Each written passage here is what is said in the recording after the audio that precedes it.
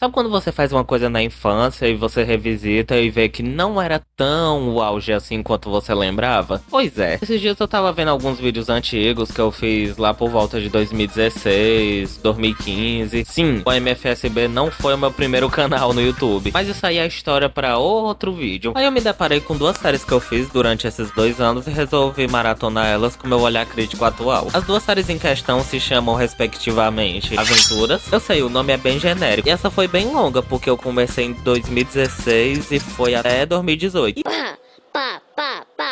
E a outra era O Brilho, que só foi em 2015 mesmo. Hoje eu vou falar apenas do Brilho, porque além de ser mais antigo e mais breve de falar, também pra vocês me conhecerem melhor, porque eu me sinto muito superficial falando no shorts. Peraí, o quê? Aliás, sabiam que o canal agora tem intro? Ai, me achei! Ok, falando sério agora. Sério agora.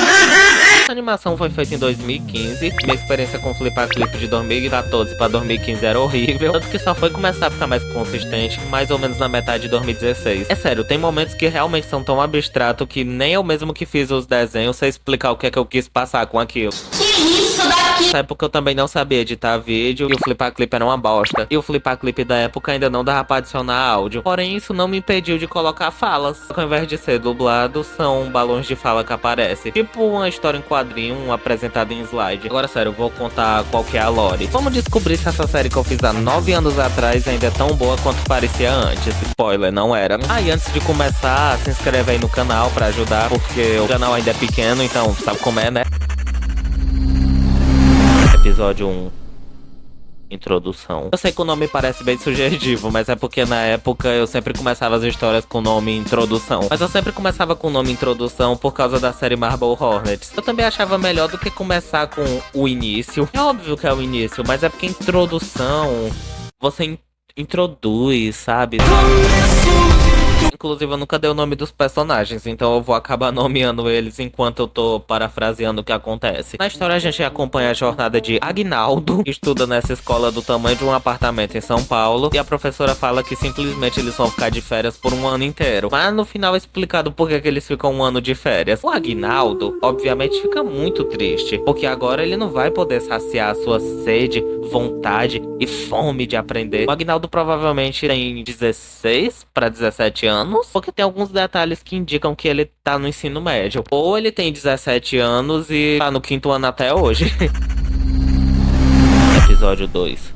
O sequestro. Mesmo esse episódio sendo o segundo na ordem cronológica, ele saiu antes do primeiro, mas ambos foram feitos no mesmo dia, ou melhor, nos mesmos 25 segundos. Pera, qual que é o nome do episódio mesmo? Sequestro. O quê? Pois é, esse episódio vai ser chocante. Começa com uma mão atirando pra baixo, depois mostra uma vaca ensanguentada. Meu Deus, que violência, eu não posso mostrar isso no YouTube. Então mostra uma mulher loira e fina sendo arrastada violentamente pra um carro, deixando um rastro na calçada. Pera, quem é essa mulher? Por que ela foi sequestrada? Como que ela levou um tiro, uma facada e foi arrastada e mesmo assim ainda tá viva? Eu não sei. Isso vai ser explicado mais pra frente, especificamente no próximo episódio. Episódio 3.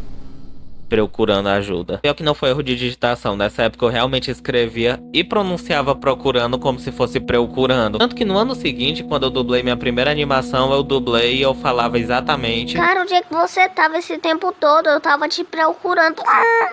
Até no título do episódio tá escrito procurando. Ah, aliás, esse é o episódio da mão de piró.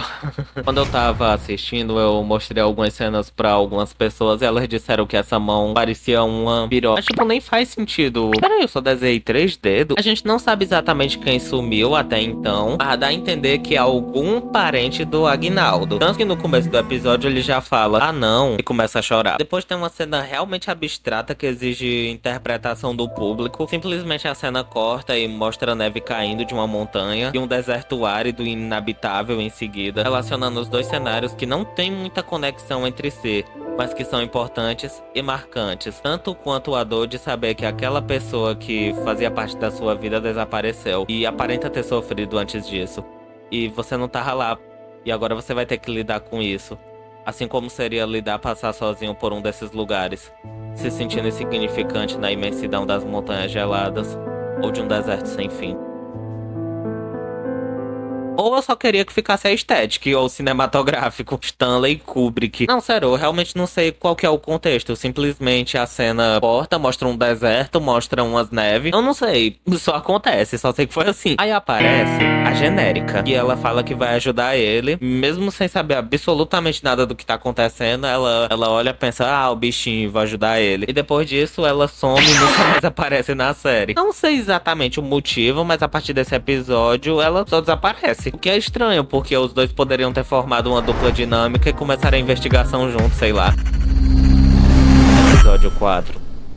Pistas. O celular do Agnaldo toca e ele atende. Parecia ser uma ligação normal, mas era algo bem pior do que isso. Era genérica? Oxi, mas não disse que ela desaparecia? Caramba, eu tô errando a minha própria série. Pois é, ela aparece mais uma vez. Mas essa vai ser a última vez que ela vai aparecer, é sério, essa é a última vez que ela aparece. Aí ela fala que viu a mãe dele sendo sequestrada, ou seja, a gente descobriu que a mulher do segundo episódio era a mãe do Agnaldo, e se ele der R$1 milhão pra ela, a genérica vai dar informações importantes. Eu sou uma rata, senhora. Aí ele fica com a cara de fudeu, eu estou em 2015, ainda não inventaram o jogo do tigrinho. Como que eu vou arrumar essa grana?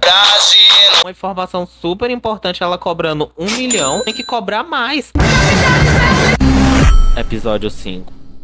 O acidente. De alguma forma ele acaba não precisando da informação e consegue descobrir por conta própria onde que ela tá. Talvez tenha sido intuição ou o brilho. Não sei como isso aconteceu. Ele resolve que vai pegar um ônibus pra ir até lá. Lembrando que ele tá indo só com as roupas do corpo, um celular da tela trincada e um sonho. Ou melhor, o brilho. Pensando bem, além dos desenhos serem foscos de propósito, nunca entendi muito bem porque o nome da série era O Brilho. Ou seja, eu priorizei mais a estética do que a história. Voltando pra história. Ele pega um Guanabara e vai pra não sei onde, e tudo parece que vai dar certo. Mas aí as coisas desandam. Porque no caminho o ônibus simplesmente vai do penhasco e capota, e depois explode, matando todos dentro do ônibus. Olé, gente, é brincadeira. Ainda bem. Episódio 6. A viagem. Simplesmente a porra do ônibus descapota e sai andando como se nada tivesse acontecido. Quem nunca pegou um Guanabara e isso aconteceu, nunca teve infância. Mas tem alguém que se aproxima com um revólver. Será que é a mesma pessoa que tá por trás do sequestro? Aí ele fica encarando e fala, acho que vou viajar. Viajar? Eu acho que era pra ser viajar. Mas ele não já tava dentro do ônibus, como assim ele vai viajar de novo? É doido, é? Tem um maníaco com a arma atrás de você e você fala que vai viajar? Episódio 7. O assassino. Toda pista. Depois era o Dragon Ball, né? Que tinha spoiler no começo dos episódios. Vou te comer. Esse episódio é especial, porque é o primeiro episódio que o logo da série não tá em amarelo. Nossa! Uau! Oh, então alguma coisa importante vai acontecer. O episódio começa com o Agnaldo decidindo do nada viajar pro Polo Norte. Pra quem não sabe, dá pra você viajar de ônibus pro Polo Norte. Eu vivo indo pra lá. Ele viaja e é isso, ele simplesmente fala, eu vou viajar. Ele fala que vai viajar, ele vai lá e viaga. O povo fala que vai viajar pro sol, a pessoa vai pro sol. Mas falando sério, ele viaja pro Polo Norte, tem uma avalanche que destrói uma cabana, que a neve cai em cima da cabana, a cabana explode. Eu não sei porquê, mas a maioria das animações que eu fiz nessa época sempre terminava com alguma coisa explodindo do nada. E tipo, não era nenhuma explosão bem feita, só a tela ficava amarela e aparecia o nome. Episódio 8. A avalanche. Ok, aí tem outra avalanche gigante que sai destruindo tudo de novo. Aí ele só fala, ou não. Mas aí é que tá, ele descobre que naquela cabana a mãe dele tava. Aí ela tava com a fita na boca. Aí aquele momento, é um momento bem curto, mas muito revelador. E assim que ele chega e desamarra ela, tem outra avalanche. Meu Deus, o mundo tá acabando. Episódio 9. O esconderijo. O último episódio da série. Aí tem aquele reencontro emocionante, mas o clima emocionante logo se dissipa no ar, porque o sequestrador vestido de Batman, por algum motivo, brota do chão e fala passa a grana, e dá um tiro. É assim mesmo, você mata e depois cobra quando a pessoa estiver no chão, porque se você for cobrar e a pessoa estiver andando, a pessoa vai querer sair correndo e não vai querer te pagar. Eu tô certo ou tô certo? Aí sim, por causa desse tiro tem outra avalanche. Puta que pariu, mas só que essa avalanche é mais forte do que as outras, porque essa aqui cobre o planeta Terra inteiro. Mas talvez isso seja uma metáfora. A gente lança um ataque pra outra pessoa e ele acaba se refletindo pra humanidade. Episódio 10. a revelação. Pera, mas o episódio 9 não era o último? Então, esse episódio é diferente dos outros porque ele nunca foi lançado. Simplesmente porque na época ele não foi lançado. A ideia é que ele ia ser lançado com o que seria a segunda temporada. Porque, tipo assim, uma temporada ia ser 10 episódios, ia ter mais 10 episódios, e seria a segunda temporada. Aí a minha ideia era lançar o 10 junto com o 11 junto com o 12. Aí ia começar a segunda parte e tal, ia explicar melhor as coisas. Mas a história em si, o conflito principal, meio que já tinha sido resolvido. Então, não precisava de uma segunda temporada pra isso. Tipo, não dá a entender se todo mundo morreu, quem sobreviveu, quem matou quem. Mas, tipo, o conflito era eles se encontraram. Eles se encontraram. É isso? Você queria o quê? Outra avalanche? Mas como tudo se resolveu? Então, isso era o que ia ter no episódio 10, mas como eu disse, não saiu o episódio 10, então eu vou contar agora. O grande plot twist é que o sequestrador, na verdade, era aquela professora do começo da história. E essa professora, na verdade, era a genérica. A loira que negou ajudar ele se ele não pagasse 1 milhão. Eu sou uma rapariga. E aí ela revela que ela criou todo um sistema pra fazer com que as escolas parassem de funcionar durante 1 ano, que seria o tempo que ele sequestrava ela, porque ela queria matar o Aguinaldo e fazer um dinheiro com a situação. Melhor plano do mundo. Só que fica aquela coisa, se o Aguinaldo tivesse pagado aquele 1 milhão no começo da história, teria dado tudo certo? Ou ela não teria matado e teria fugido com 1 milhão? Continua. Pelo menos ia ser assim na segunda temporada. Eu não lembro direito como que eram os outros episódios, porque eu só cheguei a fazer esse 10 e o episódio 11. Só que o 11 eu nunca cheguei a fazer. Eu lembro que eu basicamente só desenhei uma montanha verde. Então, sei lá, eu pressuponho que a neve derreteu. No geral, eu acho que a história tá concluída. Não é das melhores, mas se eu não tivesse feito ela, eu não teria notado o que é que eu tava fazendo errado e eu nunca melhoraria. Eu parei de fazer esses desenhos embaçados e desfocados. E como eu disse, no ano seguinte as coisas começaram a ficar mais consistentes. E dificilmente aconteciam coisas aleatórias que fugiam da história principal. Se comparar a qualidade.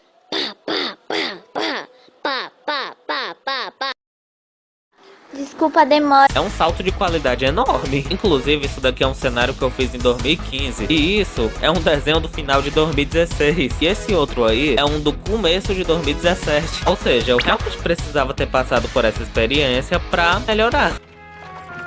Às vezes a gente pensa que a gente fica fazendo uma coisa e não vê melhora, não tá dando certo, mas quando a gente olha pra trás, a gente vê que era pior e tá melhor do que antes. Ou às vezes tá pior do que antes, aí você começa a olhar o que é que tava bom antes e começa a trazer de volta. No meu caso foi o contrário, no meu caso agora tá melhor do que antes. Inclusive outra coisa legal é que eu tava fazendo uns desenhos baseados nesses desenhos antigos, tipo como se fosse um remake. Tipo a cena do telefone que a genérica tá cobrando R$1 milhão por uma informação. Seria mais ou menos assim hoje em dia. Quem quiser ver mais desenho, vai lá no Instagram, porque meu Instagram tá flopado. Por favor, segue lá. Considerações finais. No final das contas, se você tem uma ideia, não necessariamente um vídeo ou uma história, mas se você tem um projeto, não espera pra realizar quando você tiver dinheiro, quando tiver recurso. Não, eu só vou fazer quando eu tiver muito bom. Tipo, faz com o que você tem agora. Esses vídeos que eu fiz entre 2014 pra 2016, eu fiz no celular da minha mãe. Celular esse que não tinha muita memória, ela vivia desinstalando o Flipar Clip. Sério, esses episódios do Brilho não tinha nem 1 minuto direito. Bem, se você quiser assistir os episódios do Brilho na íntegra, clica nesse vídeo aqui do lado. Mas se você não quer perder seu tempo e quer ver alguma coisa que realmente preste, clica nesse outro vídeo aqui, que é um vídeo recente do canal. E se inscreve e deixa o like.